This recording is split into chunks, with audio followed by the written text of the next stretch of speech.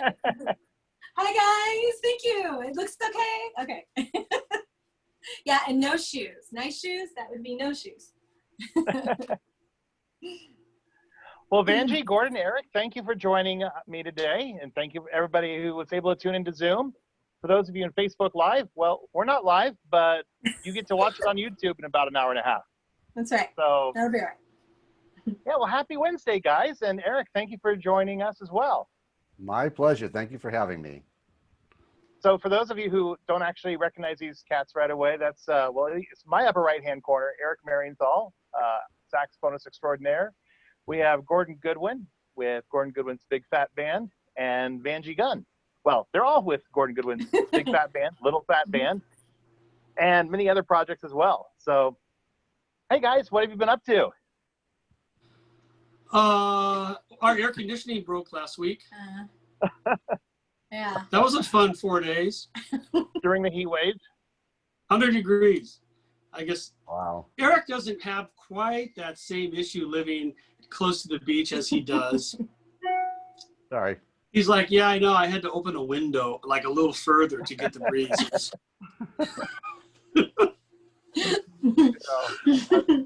I've got no snappy comeback. Sorry. Yeah. I know that's not true.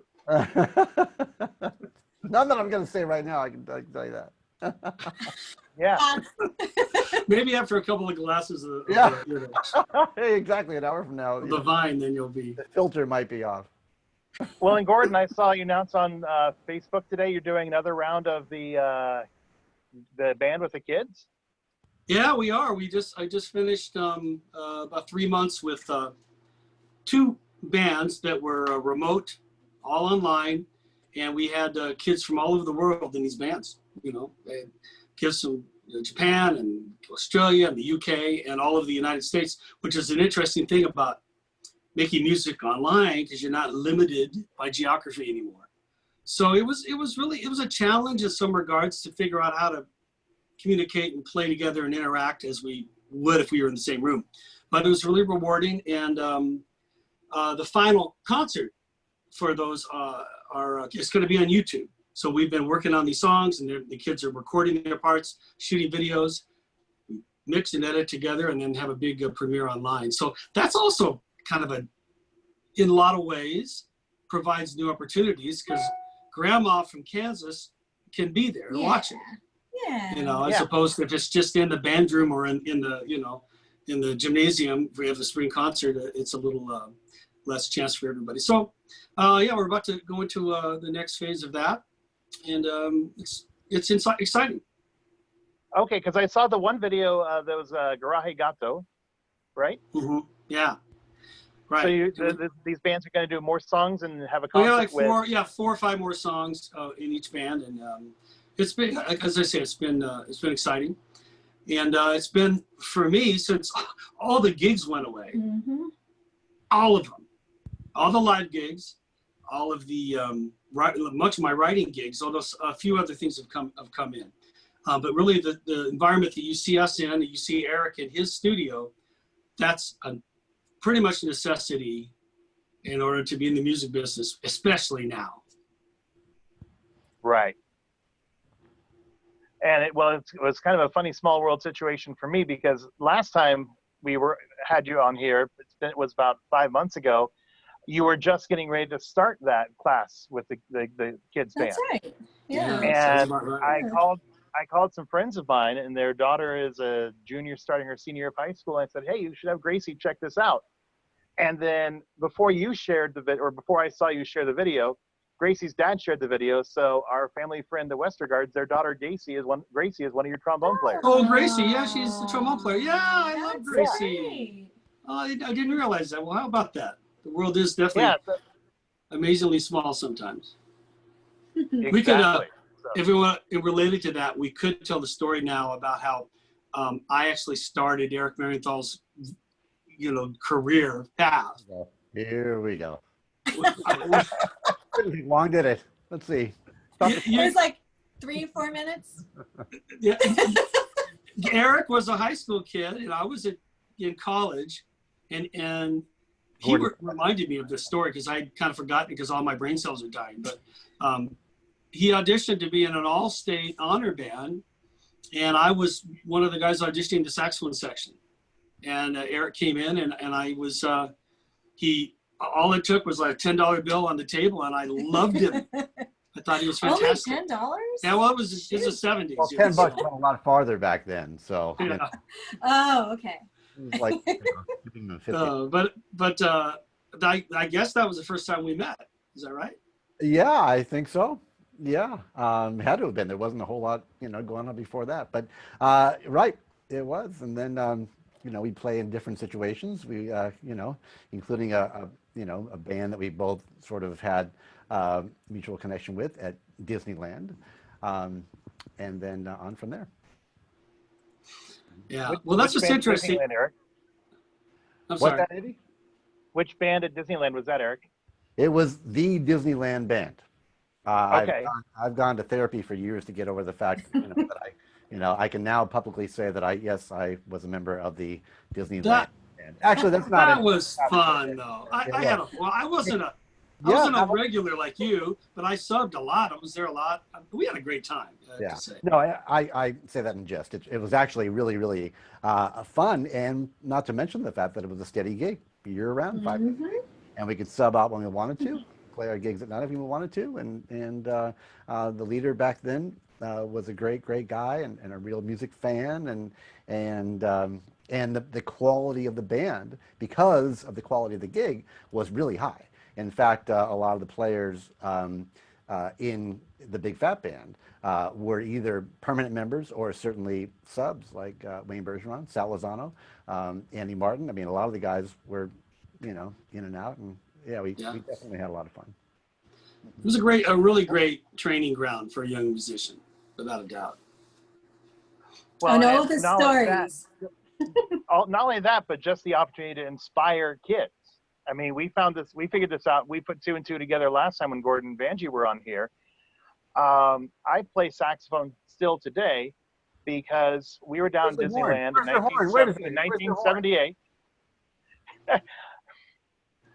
It's my I talk about the wine. You guys get to perform. When we're done with quarantine, we'll probably have everybody who's been on the show wants to come up to the winery and have a big party and have a jam session. I'll get my horn out then. But so here's the fun part is that I saw this saxophone quartet, and my family's level of music is that my dad plays the accordion. So we saw the saxophone quartet, and I wanted to play the straight one. And my dad said, "You don't want to play clarinet." Didn't know that was a soprano saxophone. But you don't want to play clarinet. Only girls play clarinet. Aww. Here, play alto saxophone. So that's how I got started alto saxophone. But that was 1978, which we started connecting the dots, and that's when Gordon was doing what at Disneyland? Oh, 78? Saxophone, weren't you? Yeah, that's about when I started. Yeah, I started playing with the Kids of the Kingdoms, playing saxophone and piano. Wow. And then in the years after that, in the 80s, I think I started to move over and play with Eric and Sal and in the Disneyland band. Then I started to write for the company. And the more I wrote music for them, I started to move away from being a day-to-day guy. But as I say, I love that place. I still work for them a lot. Yeah. Well, when they're open for business, I work for them. So now I like to think that was you and that sax quartet that inspired me to pick up a horn and start playing too. It could have been. Eric, because Eric and I and Sal and another guy named Bill Liston, the 4 of us would go out on sets, and we had arrangements, kind of. Yeah. But they tended to kind of broaden out as we would play them. Yeah. Because everybody in the band is like really good improvisers, so it would just start to kind of take on a different life. Yeah, whether it was our jazz sensibilities or our boredom, for whatever reason, arrangements wouldn't really exactly stay the exact same from one performance to the next, and they evolved, let's say. I can't believe they didn't completely fire us based on some of the stuff that went on. They started firing people after you guys. Because of what you guys probably did. actually. That's probably true. I'm in the next generation of people who perform at Disneyland, sorry. And you had to pay the price for We all paid the price. Yeah, the rules were so strict when I got there. Yeah. So Eric, the famous story you might want to relate about where he was taking his break in the Disneyland band room and got a call that changed his life. Right, yeah. It was during those years that, in fact, the end of those years, when I was playing in a club and Chick Corea walked into the club. And unbeknownst to me, he came in to hear me play because he wanted to add a saxophone to that band, the electric band.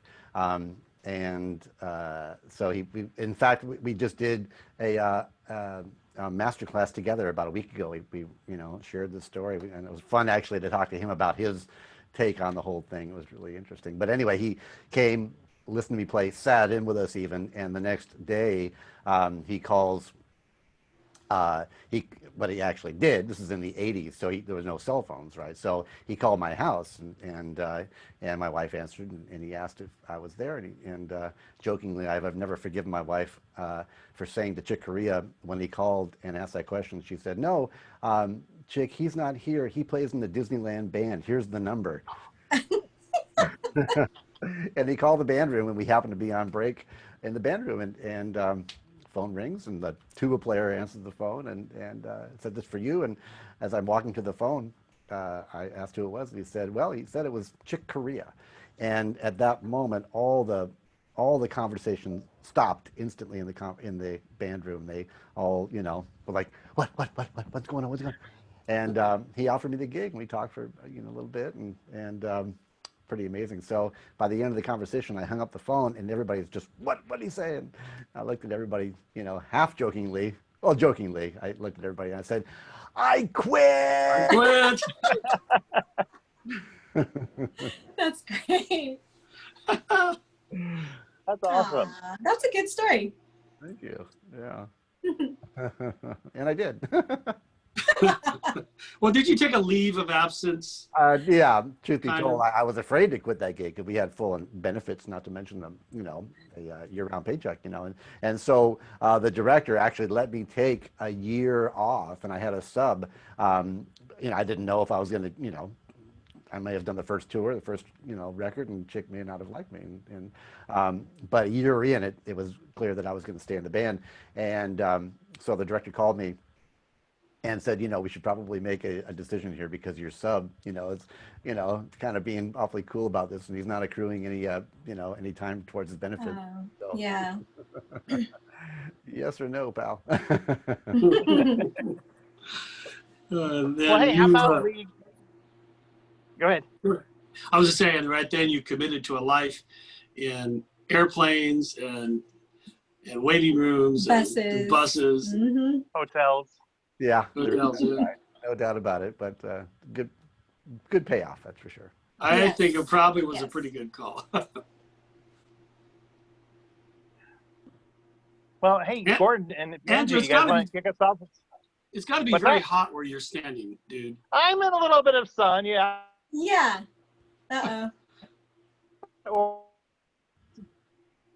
Is that on Andy's side? I think he just melted. He just melted. Andrew, can you hear us? You're frozen in time there, man. Yes, I can. Okay, you are frozen, but we can hear you. I know. You look great though, right there. By the way, nice big smile. It's a good pose. Well, we could dive into a song, huh? There we go. Woo-hoo. Yeah, you're back. Yeah, Vangie, great idea. How about jump into a song? Okay. Before I freeze again. You think your internet's bad? I'm up in the mountains. I'm all wireless. Ooh, man. Yeah, it's kind of crazy. What do you want to sing something? Sure. Yeah. Let's do something. What do you want to do?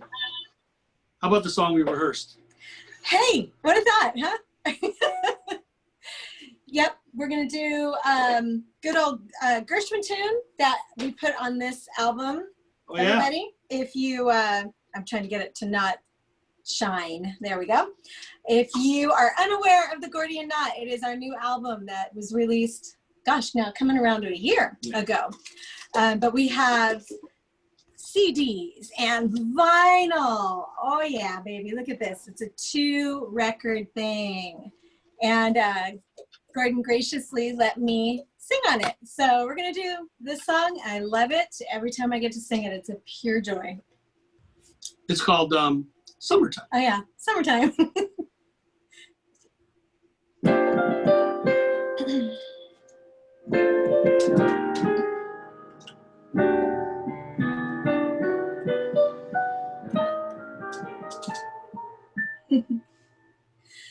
Summertime and the living is easy. Fish are jumping and the cotton is high. Oh, your daddy's rich and your mom is good looking.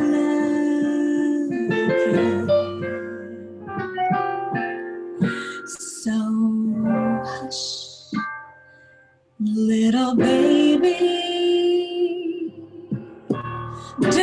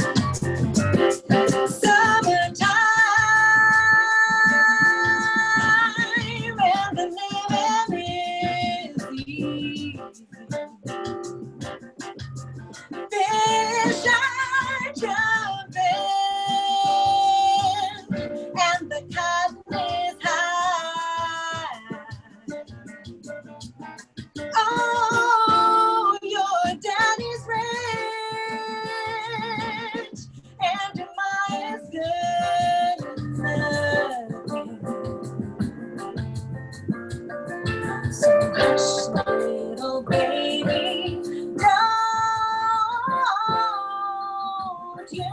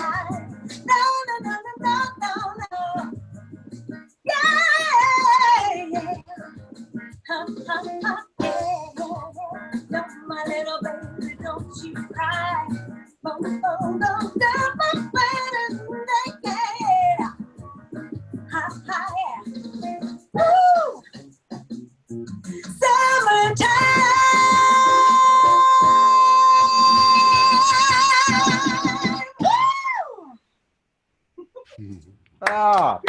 Hey. Nice. That was some coordination, let me tell you. I almost fell You know, trying to do my. he's like Dick Van Dyke. You know, he's got the keyboard right here and his saxophone right And the- here, and the and the ottoman. drums, and you know, Well, when that Mary match, Poppins. oh yeah. good job. Thank you very much. That's fun. That was great. Thank you, guys. You're welcome. But I think Vangie earned some wine. Oh yeah. Huh.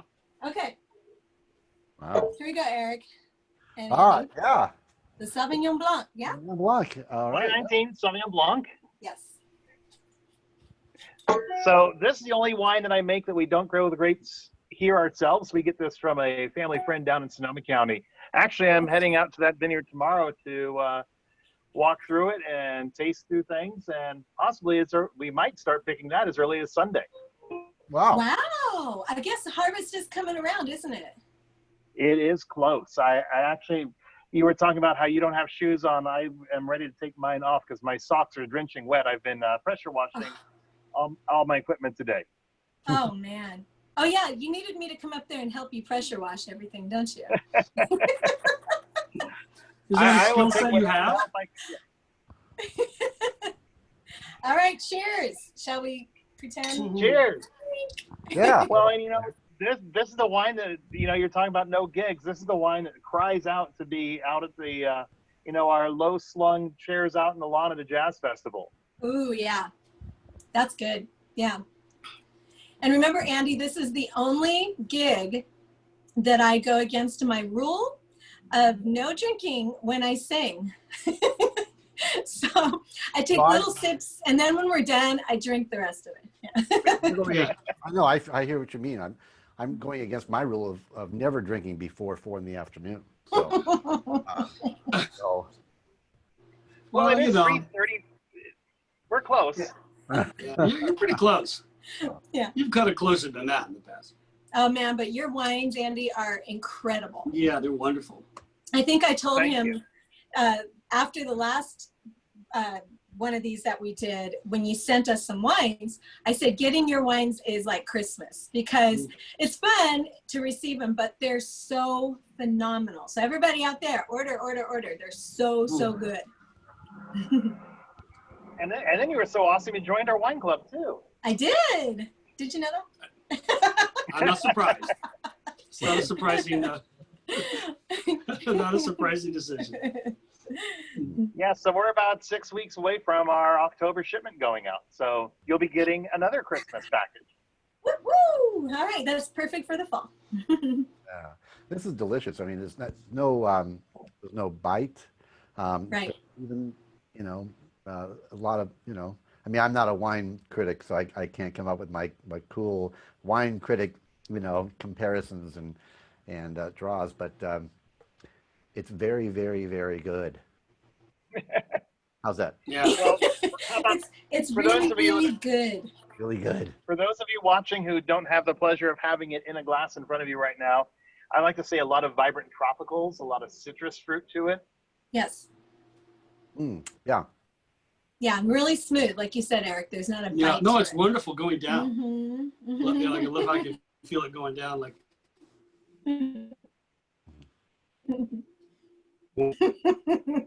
Nice warm feeling. Well, so Andy, I will pipe in a little bit of what I've been doing, if you don't mind. Absolutely.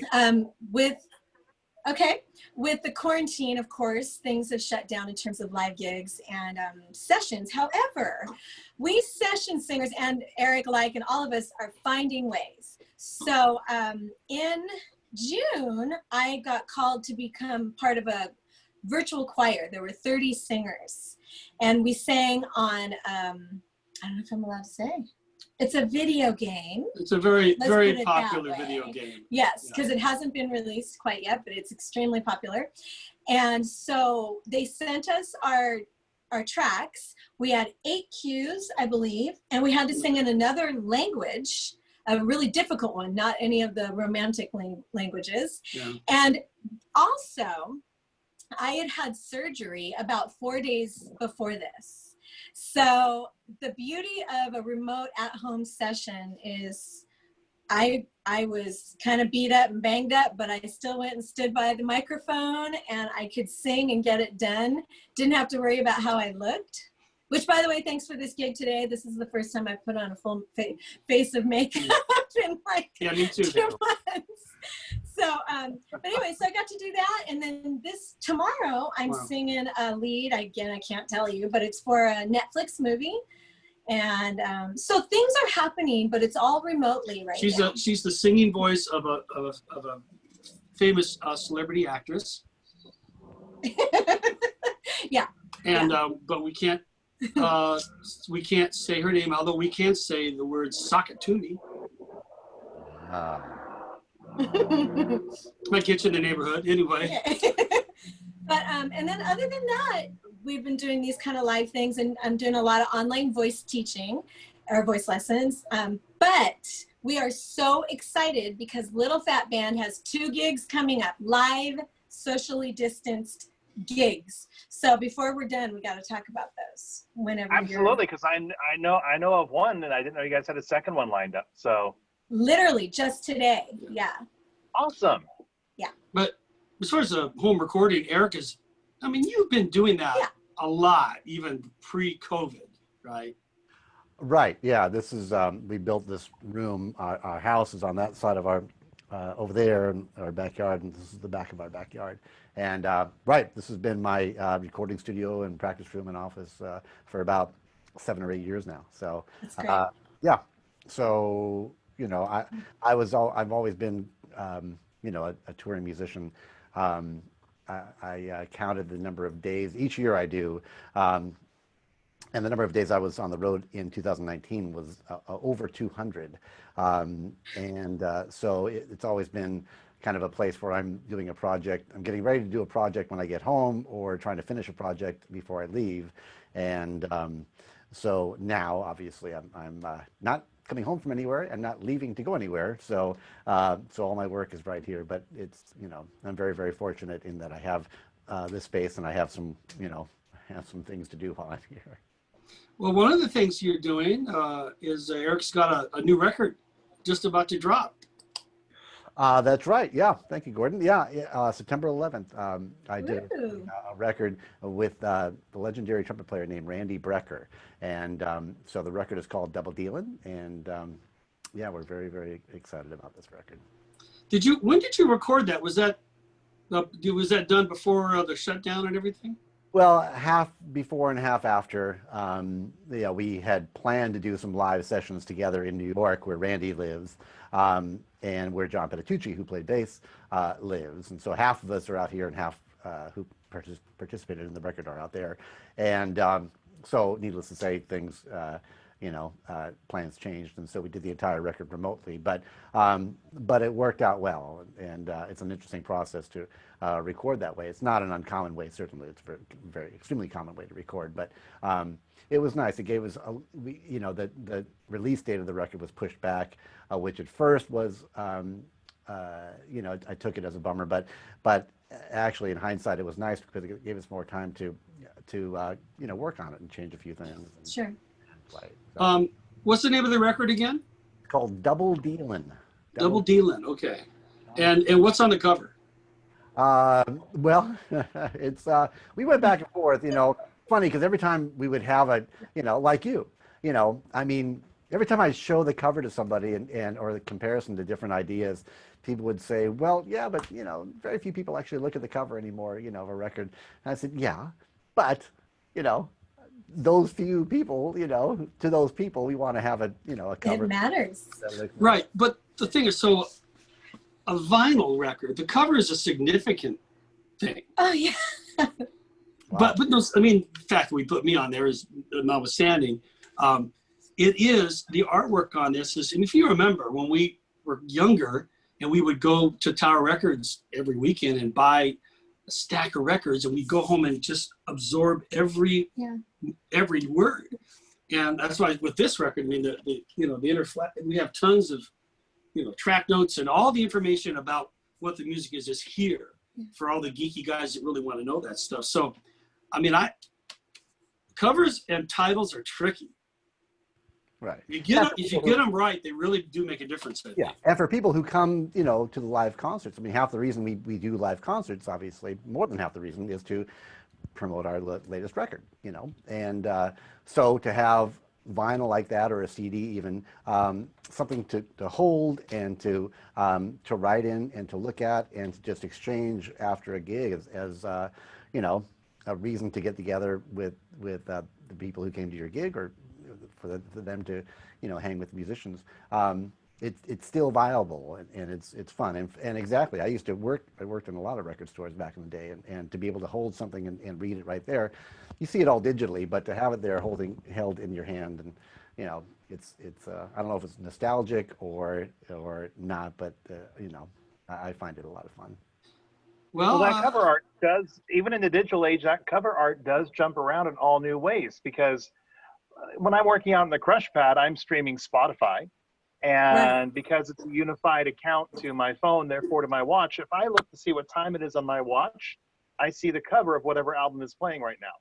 Correct. Yeah. Right, but also, Andrew, so, you know, the artwork on, you know, on your wine, and you've got your, you know, your name and your, you know, your logo and everything. I mean, I'm sure that was, you spent a lot of time finding And the thing is, that felt you know, right. it doesn't change a lot. I mean, this is only our second label. Our original label, I'll go grab one next time somebody's playing a song, and I'll show you that our old one actually was very congested. And when we met with the designer, I actually told the designer what Stan Getz told me when I was 19. I got to be in the Stanford Summer Jazz Workshop, and he was the artist in residence. And my one opportunity, I got the solo in front of Stan Getz. You bet I wanted to fill every single second, every single measure with playing. And at the end, Stan said, "Hey, Andy, good job. But remember, silence is also a note. Take time, breathe, pause." And that's what I did with our most current label, was that just because we have space doesn't mean we have to fill every space. So taking those audio lessons and translating them to the print art of our label. Interesting. Yeah. Right. Yeah, I think it's brilliant. And you know, Andy, you're right about the recognition. That's what you were saying. Because I found your wines at Disneyland before I even met you. Remember that? And so then when you reached out to us and I saw your label, I realized, oh, it's the same one. Yeah. So there really is some truth to that. So what's your cover? Back to you, Eric. You know, I was preparing for this, and the CDs are in the house. I should text my wife and have her bring it out, but I'll it is two, you know, it's called double dealing, which implies, you know, cards and all. So it's a picture of Randy Brecker on one playing card and me on another playing card, and they're on a like a, you know, poker table with green felt in the background, and then the Cool. rather simple, but yeah, that's basically it. Nice. Well, I've heard some of the tracks and the records, just really exceptional. It must have been such a thrill for you to play music with someone who we've admired from afar for most of our lives. Right. Yeah. I mean, for those who aren't familiar with this music, you know, Randy Brecker is an iconic figure in the jazz world, and especially the fusion jazz world. And you know, people ask me, you know, why did you do a record, you know, with Randy Brecker? And I said, well, because he said yes. That's why. And you know, it was my idea, but you know, we have been playing quite a bit lately over the last several years, and it was my manager actually who said, "Man, you guys should do a record. You're playing a lot together, and it's working," you know. And my first inclination was that, you know, he does so many different things. He's never gonna, you know, have time for it, much less really be all that interested. And he was way into it, and so it was the whole process. And now that the record is about 2 weeks out from its release, we're talking every day and doing interviews every day, promotionally, and it's just, you know, I mean, besides the music, it's just so much fun. He's a real living legend, and it's just been a real fun from beginning to end. That's great. Yeah. Congratulations. Well, I wonder if we should ask Eric to see if he can play that saxophone. Hey.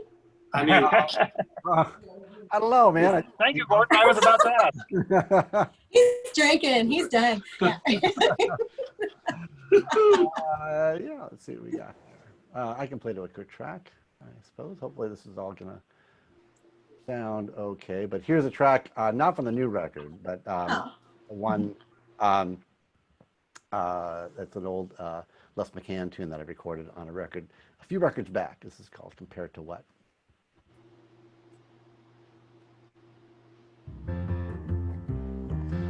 You hear that okay?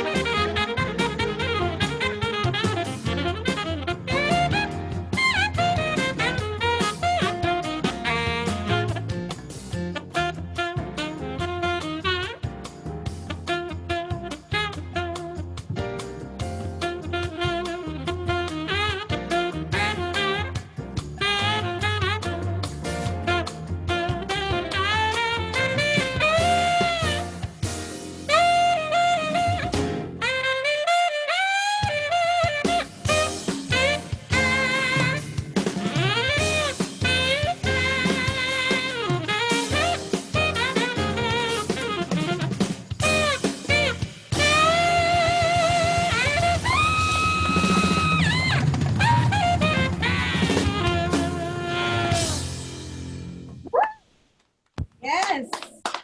Awesome. Good. Thank you. Thank you, Eric.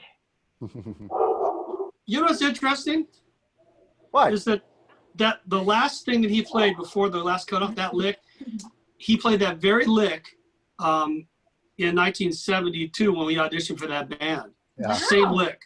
It's incredible how he connected across the decades like that. I only know 3, so it's not easy to. Eric, I gotta say, I am so excited about playing live with you guys. And Andy, some of the best times on stage for me have been when Eric and I have been doing riff-offs, you know, because my voice is kind of where he plays, and oh, it's just a blast. So I'm super excited about that. Eric, you know this lick?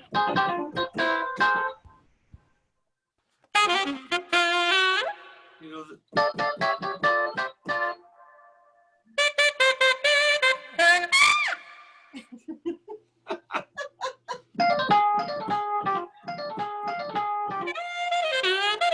Yeah, I played together a bit.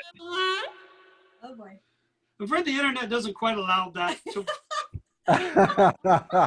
It actually this worked. is about as close as it gets. Yeah, Chick Corea and I played together last week, but we played something very out of time. So he would play something.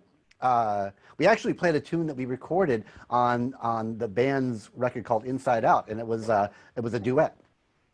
And he suggested it the day before we played, and he found the music and all.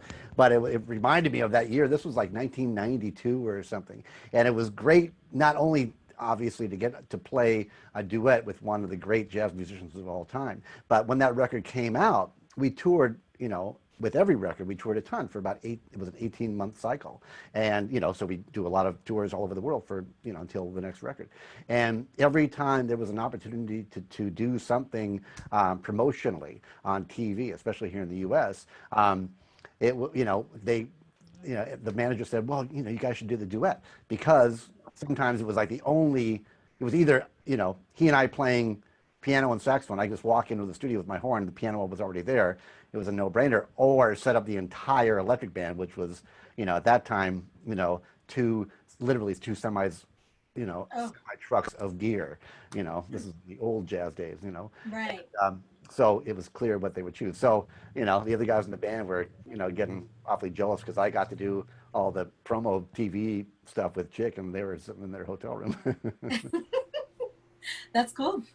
Eric, we could try to play, what's the ballad that we do, that you do? Oh, no, My One and Only Love? Yeah. Don't we do that together sometimes? Ooh, try it. Yeah. That's good. What key? In C, I hope. I think in C, yeah. Yeah. So I don't know. Let's see. Maybe it'll work. I don't know. Andy, wave us down if it doesn't work. Yeah, Andy, if this is sucking, wave us out. I'll let you know. Well, my internet's starting to wonk out on me, so.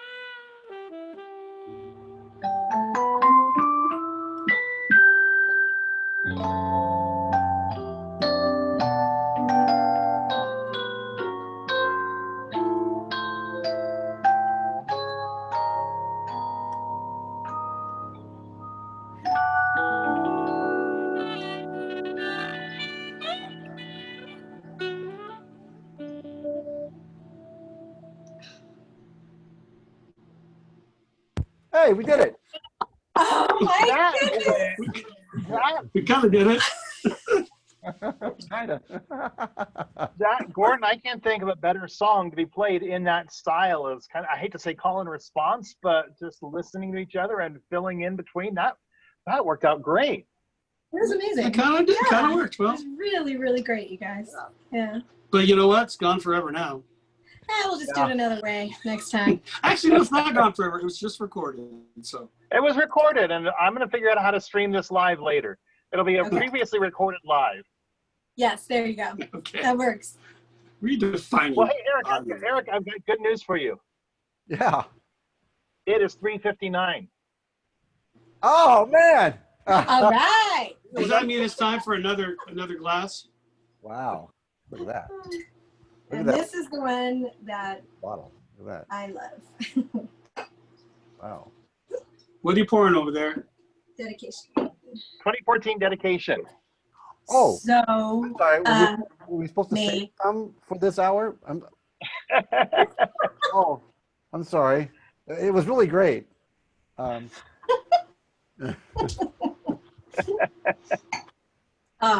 yes. So this is our Bordeaux blend. So it's Cabernet based, but it's a blend of Cab, Merlot, Cab Franc, and Malbec.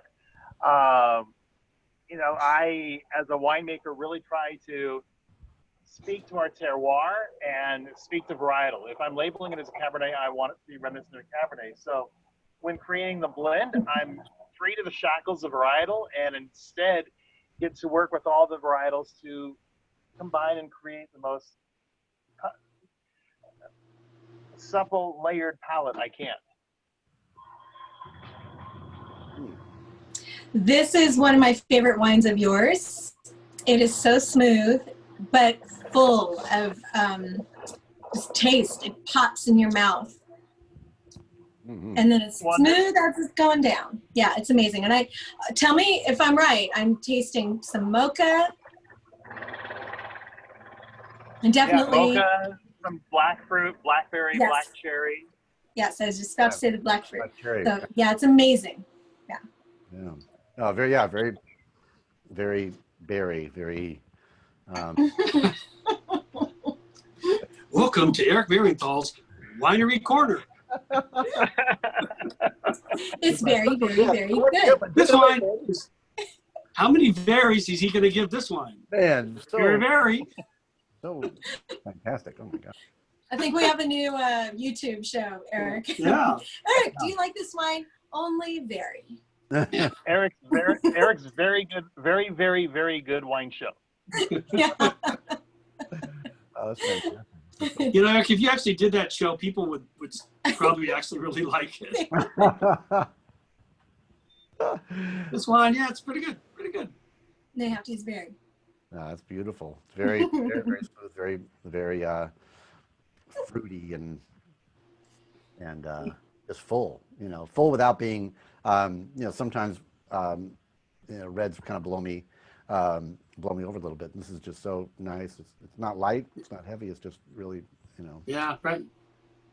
Yeah. Well, what I'm trying to do with the mouthfeel, with the tannin structure, is that mountain fruit, because of elevation, because we're dry farmed, the berries are a lot smaller, so the tannin is a lot more intense. So to soften that tannin, make it be more food friendly, more approachable, I'm barrel aging it 3 years, not to make it oakier or toastier, but let those flavors round out and be more supple.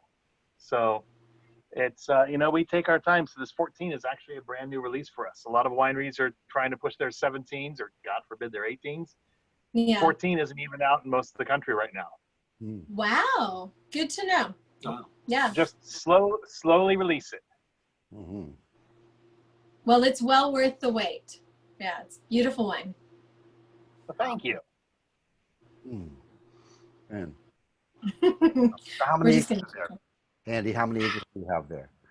So we have 34. So our primary Cabernet Blanc is behind me here. But see if I can do this without dropping the camera. It's my get up is very, you'd think I've been doing these shows since March, I would get a better setup. My setup is a clamp on a hat rack. And let's see. There we go. So that's our 8-acre block of Cabernet. We also call it Monterre. I do a single vineyard Cabernet. Tough because I'm using an iPad, so I can't see as I'm turning it. I don't want to drop it. And then off in the distance, way off in the distance, is our Chardonnay. Our brand new planted Pinot Noir block is off in the horizon there. And then that corner there is some Malbec, Merlot, and Cabernet Franc. And then the vineyard goes on behind the buildings around the corner. Wow.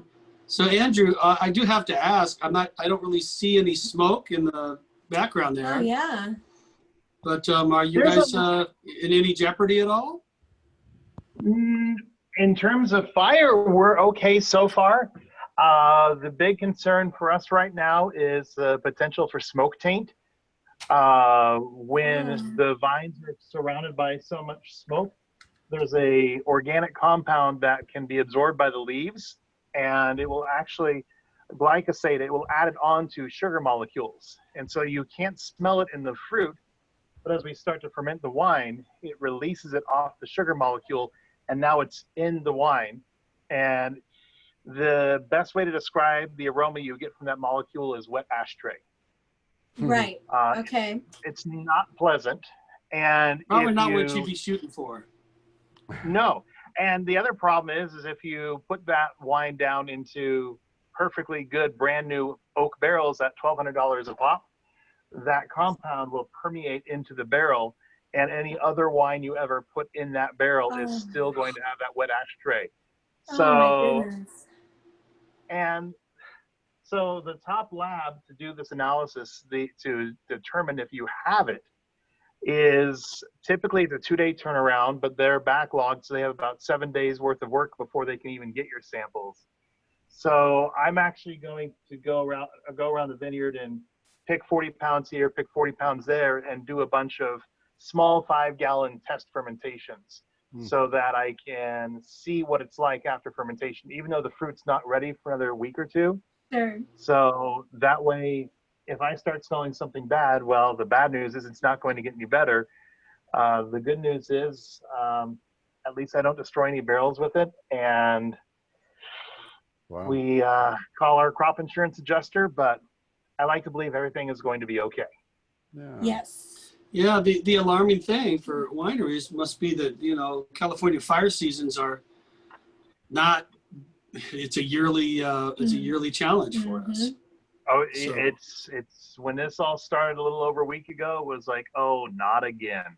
Right. I mean, 2017, at least 2017, pretty much everybody was done. This time, almost nobody has gotten started yet. And it's just proving to be such a difficult harvest with what, a lot of wineries depend on migrant workers, not only out in the vineyards, but bringing interns over from Europe. And with no Oh. visas being issued, there's a lot of wineries that are struggling to have labor. So there's a labor shortage. And we had a record heat wave last week that drove things along. It's like, all right, 2020, what else are you going to throw at us? What else is there? Right. Yeah, So, I'm so, so so, sorry. so Gordon, I was actually talking with my kids last night, and I said, so I have the perfect challenge to throw out to Gordon, a theme song for 2020. And Oh, so I actually, think I have first it. off, We actually do have. I've already done it. And by remarkable coincidence, I named it Wet Ashtray. Sorry. well, okay, first off, you have to despise all the musicians in the band. So every 16 measures, you alternate between concert A and concert E. Well, Eric might actually, have an opinion that along those lines of the way I already write. So. Yeah, and then you have to do it in 7/4 and conduct it in 2. Yeah. Yeah, I think it's great. He could do that. Yeah, sure. He'll have it done in Sure. like 3 days. Yeah, let me get on it. Yeah. And I like it. They call it Wet When this all Ashtray. first started, Gordon, tell them the story about the tunes we recorded since all this started, Gordon. Oh, yeah. Yeah, we did record a couple of new tracks remotely, everybody in their home studios. And they were, one of them in particular was an example of me just trying to think outside the box, since everything had been our foundation had been ripped out from under us. So, well, what do I write? I just don't have parameters. Usually if a commission that I get, if I want to write a song, I'll go, well, I want to write a song like this. And I see the target and I just go to the target, hopefully in somewhat of an original way. But in this case, I just kind of started going and let it go kind of free associate. And the piece that resulted was something I called The Reset. And we recorded that, and then another piece called 6 Feet Away, another COVID reference. The interesting thing about both these pieces is that since we're not releasing them on a record, if I release a record, I have to decide who solos and is featured on each song. Whereas in this case, we did 7 mixes of each of those 2 songs with 7 different soloists, because it's all just going to be digital probably, or I could sell it. We'll sell it as a little bundle. You could buy a copy of The Reset with Eric soloing, or with Wayne, or with Andy Martin, or whoever, or I'll get them, collect them all. So, so we decided not to release those until fall, because right now we are promoting the vinyl release of the Gordian Knot. Plus, we have a new mix, it's a Blu-ray version of this record, and it's mixed in Dolby Atmos. And Dolby Atmos is a surround sound immersive audio format. It's like you would go to a movie theater and they have Dolby Atmos there for sound effects. But the new paradigm is music in that format. A year from now, you're going to see a lot of big artists releasing Dolby Atmos mixes. And the studio we mixed it in, we were surrounded by speakers in the ceiling and the walls, probably 25 speakers. So we had all this space orally to play with. And it's a fantastic experience to listen to the Big Fat Band in that format. It's better than if you were standing in the middle of the band as it played. Because if you were standing in the middle of the Fat Band, you'd be getting a big dose of trumpets in your ear. The sax would be pointing the other direction. You might not hear them as well. This is better than that. Yeah.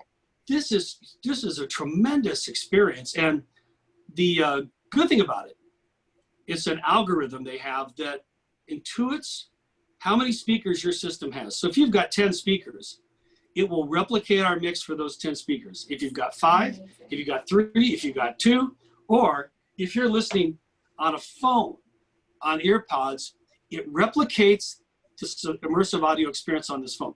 So I'm really excited about that new way to experience, especially music like the Fat Band, which is has a lot of detail.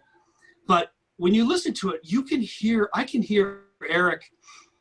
I can hear him breathing even. I can it feels like I can hear how he there's an accessibility that somehow you don't get on a CD for sure. And so anyway, that we're getting ready. That actually is released this Friday. Yeah, I don't have the discs yet, waiting for them to get shipped to me. So, but you can pre-order it on Amazon and all the digital, like the high def digital sites, like Tidal, Amazon Prime, and a few of the other high-end audiophile sites will have it. Also, the Fat Band has a page on bandware.com. It's like all the Fat Band stuff.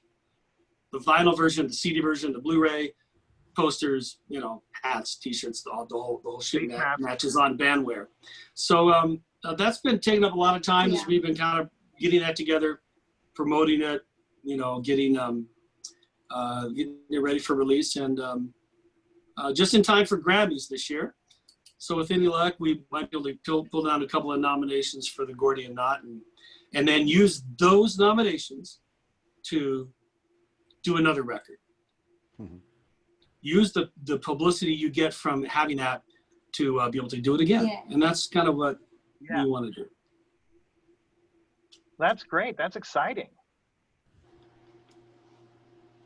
Yeah, it is. It's really, I mean, for me, I have to tell you a quick story of something that happened to me yesterday. Oh, yes. I was watering, got some roses and flowers, and I was kind of watering them, and my phone rang, and I look at it, and it says Malibu, California. And I thought, I didn't recognize the number, but I decided to answer. So I said, "Hi, it's Gordon." And then a voice says to me, "Hi, this is Herb Alpert." And I said, you gotta give me a minute. Because it's not every day that I get a phone call from the very man that inspired me to have a life in music. He goes, "What do you mean?" I said, "I was in 4th grade, and I loved the Tijuana Brass so much, and the only non-music job I've ever had was I used to mow the grass for the neighborhood, and they'd pay me $1 a yard, and I earned $12, and I went down to the music store and I bought the Herb Alpert Tijuana Brass songbook, and I put together a Tijuana Brass band when I was in 4th grade, and I said, "Herb, I know every what note." 4th graders do. I know, seriously. And I was just freaking out because he called. He goes, "Well, I just wanted to tell you how much I admire what you're doing. You guys are just an amazing band, and I so admire it. And let me know what I can do to help." And I'm like, a few things come to mind.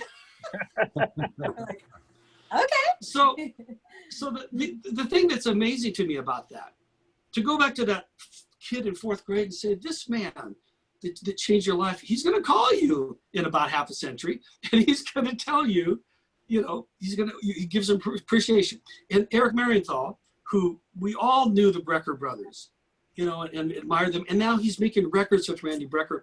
And now Eric is in the position that Randy Brecker and Herb Alpert and all these other idols are, all the kids that are inspired by Eric. And that's what's really amazing to me, to watch, how it's passed on from generation to generation. It's a real honor, to be inspiring kids and adults. Right. So Schweiger Vineyards is one of the sponsors for Brian Culbertson's Napa Jazz Getaway. Ooh. And when Brian rescheduled it, Brian specifically called me and said, "Hey, Andy, will you still come? Everybody is still able to perform, but we don't have Eric." And I was like, because I guess you had a scheduling conflict. Right. Wait a minute, what? Yeah.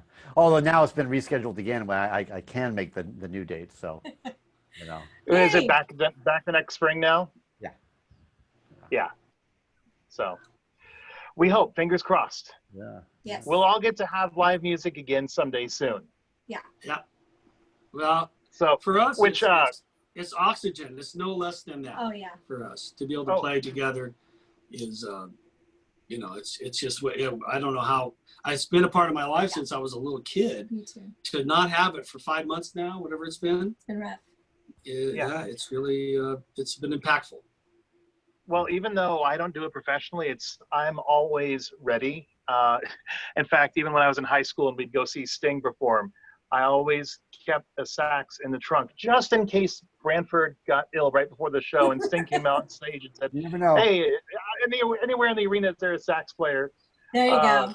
Yeah. But we had an event up here with Brian Culbertson, and just in case I had my horn, and Brian's management team said, "Well, you do know Andy plays," and so in front, without any setup in advance, Brian tells everybody, "Well, do we want to have a winemaker come play with us?" And they're like, and so the crowd's like, "Yes." And so I'm like, "Okay, run in my office, get my horn, just blowing through it, just trying to get warmed up. And what are we doing?" And Brian said, "Key of A," and it just jumped right in, play that funky music. Oh, like, man. So that's where my hatred of the key of A comes in. After that, I mean, I got through okay, but after that, I think the next 4 weeks, my son plays piano, and I kept saying, "Jerry, we need to jam in A so I can get F sharp a lot more comfortable." Come on.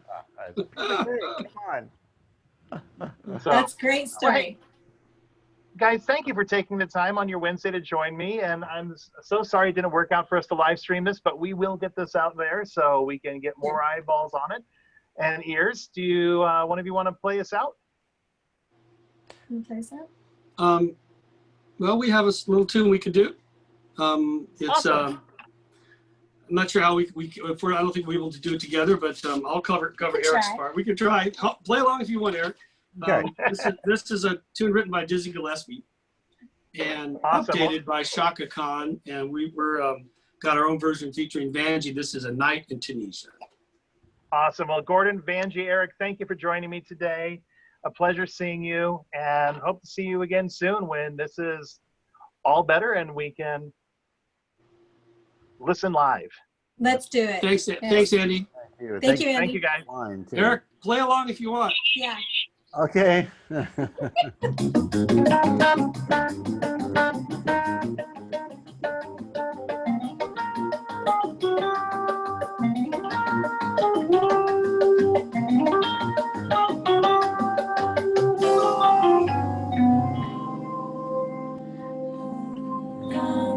Time ago in the 40s, Dizzy and Bird gave us this song.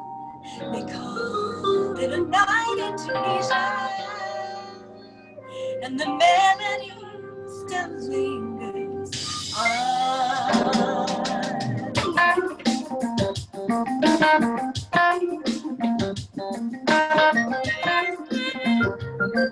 Yeah. All right. It was very strange. We'll swear right off the stage. You could play along, but the melody still lingers on. X and Master named just two. Together they grew. The music was young and strong, and the melody still lingers on. They paved the way for generations from Coltrane to Stevie. No one can stop the things of change. Without them, where would we be? The Duke and the President before. The past you can't ignore. The torch was lit. We'll keep the flame, and the melody remains the same. Ba ba ba do da da ba da ba ba do ba do ba da ba ba do ba do ba da ba.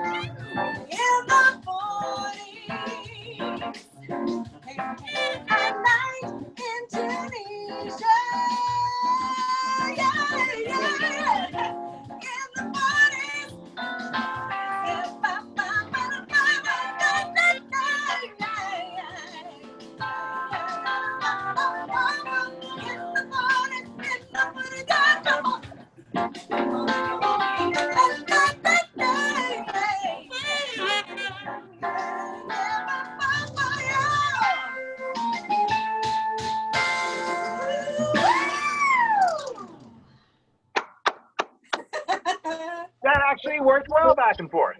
Yay! That was really fun. Thank you, guys. And for everybody watching, remember September 11th, Eric's new album, Double Dealing, coming out. And also keep an eye open for Gordian Knot and Dolby Atmos on Blu-ray. Cool. So, Yay! happy Wednesday, everybody. Thanks, Andy. Thank you, Andy. Thanks, everybody. Thank you very much, man. Bye. Be safe. Okay. Be healthy.